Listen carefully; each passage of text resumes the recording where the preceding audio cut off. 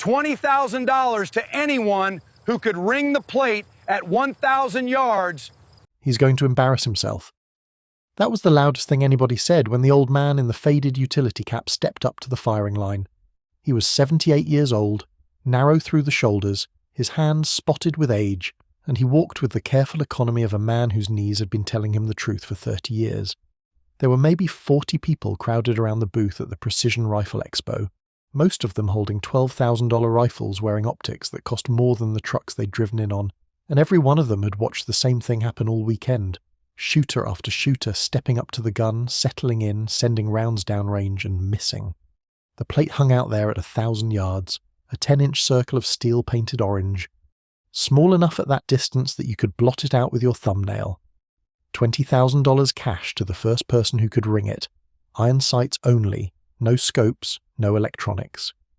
The company had supplied the rifle and the ammunition, and the company had been very, very confident it would keep its money.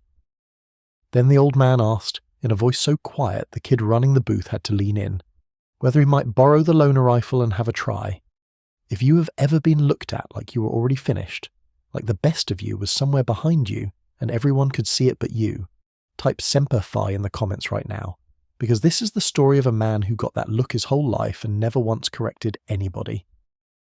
The kid running the booth was named Dylan, and Dylan was not a cruel young man, only a confident one, which at 26 can look like the same thing.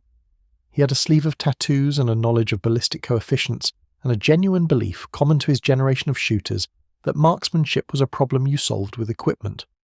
He had watched ex-military guys in their 40s step up to that rifle all weekend with their plate carriers and their range badges and miss the steel by margins you could measure in feet. So when a man old enough to be his grandfather asked for the gun, Dylan did what he thought was the kind thing. He smiled and said, "Sir, this is a real long poke. We've had competitive guys all weekend not even get close. You sure you want to spend a round on it?" The old man looked at him with pale, patient eyes and said only, "If it's no trouble." A few people laughed, not meanly, and just the way a crowd laughs when it has decided in advance how a thing is going to go. Somebody muttered the bit about embarrassing himself. The old man heard it. He'd heard it before. He set his cap a little firmer on his head, and he held out his hands for the rifle. It was a Palmer gun, a heavy-barreled .308 built for exactly this kind of cruelty. An aperture sight at the rear, a globe front sight with a thin insert ring, a leather sling, and not 1 ounce of glass anywhere on it. The ammunition was a 155 grain match load, the long-range competitor's choice, the bullet shaped to fight the wind across the better part of a mile. Dylan handed it over expecting to take it back in 15 seconds, but the old man didn't shoulder it right away. He didn't do anything fast. He looped the sling high on his arm the way they don't teach anymore, cinched it down until it bit, and lowered himself into the prone position one joint at a time, settling behind the rifle like water finding the shape of a bowl. And then he stopped. He just lay there. He turned his head a few degrees and looked out past the steel, past the berm, to the far edge of the range where a single American flag stood on a pole at the 1,000-yard line, snapping and falling and snapping again in a wind nobody else in that crowd had bothered to read. He watched it for 30 seconds, 30 full seconds, which is a very long time when 40 people are waiting for you to fail. He watched the flag, and he watched the heat shimmer rising off the grass, the mirage, the thing that tells an old rifleman more about the wind at 600 yards than any meter ever could, and his lips moved very slightly, the way a man's lips move when he is doing arithmetic. He learned so long ago, he no longer needs the numbers. Then he clicked 2 minutes of windage onto the rear sight, exhaled half a breath, and broke the shot. For a full second there was nothing. 1,000 yards is far enough that the bullet outruns the sound of its own arrival. The rifle had already settled back into his shoulder before anyone heard it, and then, across all that open ground, came the sound the entire weekend had been waiting for and had stopped believing in. A clear, ringing clang, steel singing. The orange plate rocked on its chain, swinging, catching the light. The old man worked the bolt out of habit. Would he set the rifle down on its bipod with both hands like it was something borrowed and precious, and lay there a moment longer, looking not at the cheering that was already starting to break out behind him, but at that flag still snapping at the far end of the field. Dylan didn't cheer. Dylan stood there with his mouth slightly open, and his confidence draining out of his face like colour, because he had seen something his equipment couldn't explain. 1,000 yards, iron sights, cold bore, one shot. He had watched men with $80,000 setups and laser rangefinders and ballistic apps run out of ammunition trying to do what this man had just done in under a minute with a flag and a squint. Somebody was already shouting for the cameras. Somebody else was asking the old man his name. And the old man, he was getting slowly back to his feet with a hand on Dylan's offered forearm. Dylan had reached out without even thinking, just said, "Kessler, Ray Kessler. Thank you for the loan, son. It's a good rifle." He said it the way you'd thank someone for a cup of coffee. Here is the thing about that shot that the crowd didn't understand yet. The thing that takes a story like this from a trick and turns it into something that ought to make you sit up. Ray Kessler hadn't gotten lucky. Ray Kessler had been doing this for 60 years. He'd put his first rounds into a 1,000-yard target with iron sights as a teenager, and he'd been a United States Marine Corps scout sniper in the Republic of Vietnam in 1968, where 1,000 yards was not a prize on a banner but the distance at which men lived or died based on whether you could read a wind nobody told you about. He had carried a Winchester bolt gun through the Hison Valley in a war that gave him very little and took a great deal, and he had come home and done the only thing the war had left him fit to do, which was to teach. For 22 years, Ray Kessler had stood on the line at Quantico and at Camp Perry as a Marine Corps marksmanship instructor and a distinguished rifleman, and he had taught 2 generations of young Marines that the rifle is the simple part, that the wind is the enemy, that the flag will tell you the truth if you have the humility to watch it long enough. He had won matches whose names the kids at that booth had never heard.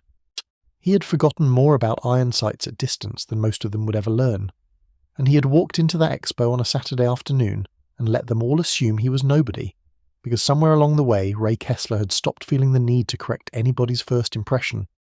If you were raised by a man like that, quiet, sure, carrying the whole weight of a life he never bragged about, type Semper Fi in the comments and tell me about him, because men like Ray are getting harder to find every single year.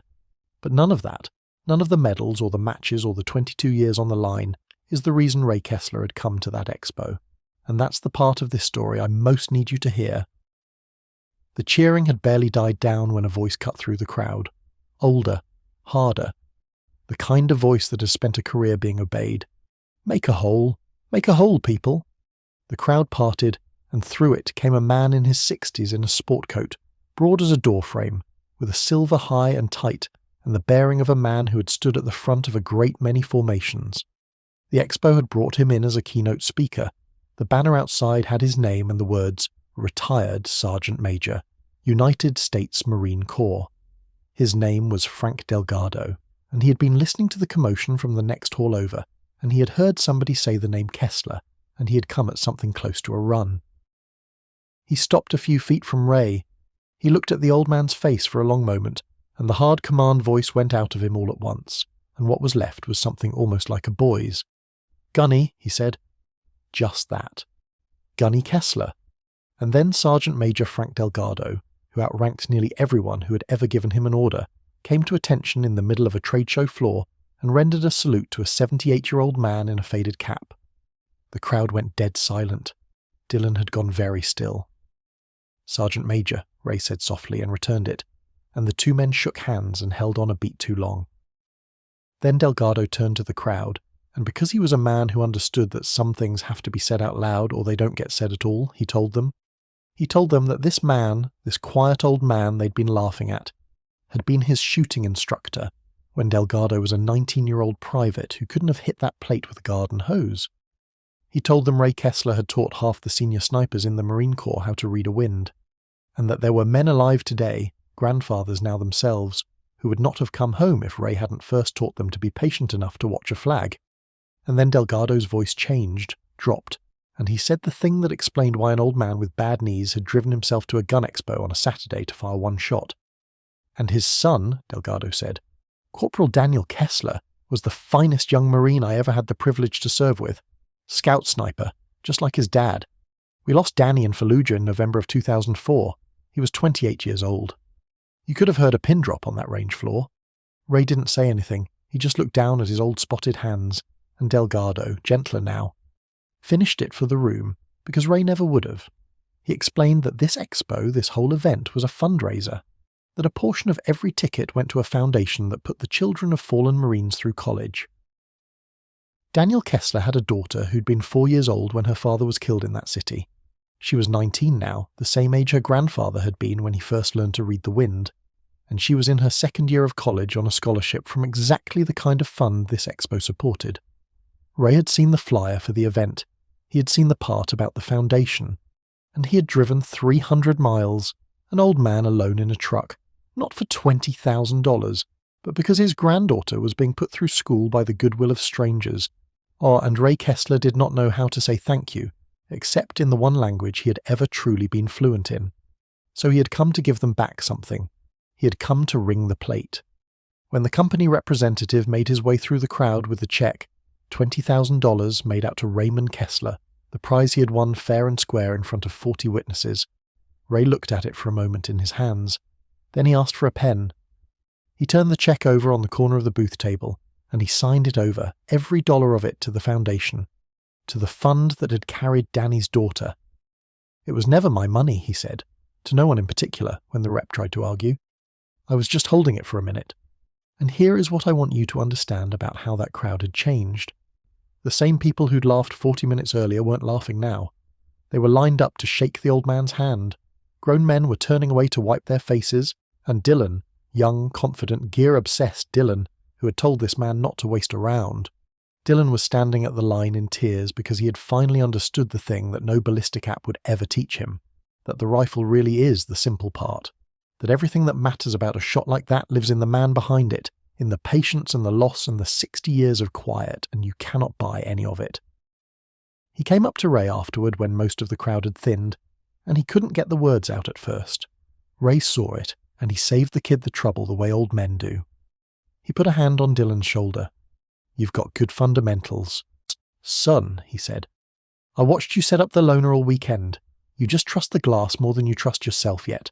That's all. That comes." And he told Dylan to come find him on a real range sometime, and across the course match, and he'd show him what a flag could tell a man who was willing to be quiet long enough to listen. Dylan nodded and could not speak, and shook the old man's hand with both of his. Ray Kessler drove home that evening the same way he'd come, alone, in an old truck, an unremarkable man on an unremarkable highway, the kind of man you would pass 100 times and never once wonder about. The expo posted a video of the shot, and it travelled the way these things travel now. And for a few days strangers all over the country argued about the wind call and the bullet drop and how a man that age could possibly have done it. But that was never the story. The story was a father who had buried his son and found, 20 years later, the only way he had left to stand up for him. Not with words, never with words, but with one true thing done quietly and well, the way he'd been taught and the way he'd taught his boy. They say if you go to that 1,000-yard line on a windy day, you can still see the flag he read snapping at the far end of the field, the same flag, telling its same patient truth to anybody humble enough to watch it for 30 seconds. Ray Kessler watched it. He always did, and he hit what he aimed at, the way he had his whole life and the way his son did before him. If this old Marine story moved you the way it moved that crowd, if you believe the quietest man in the room is so often the one who's carried the most, then subscribe to the channel. We tell the stories of the men and women who never asked to be seen, who gave everything and stood at the back of the room and let the world walk right past them. Subscribe, share this with a veteran who needs to hear it today, and let's make sure that the Ray Kesslers of this world don't go another day unrecognized. Semper Fi Gunny, we see you now.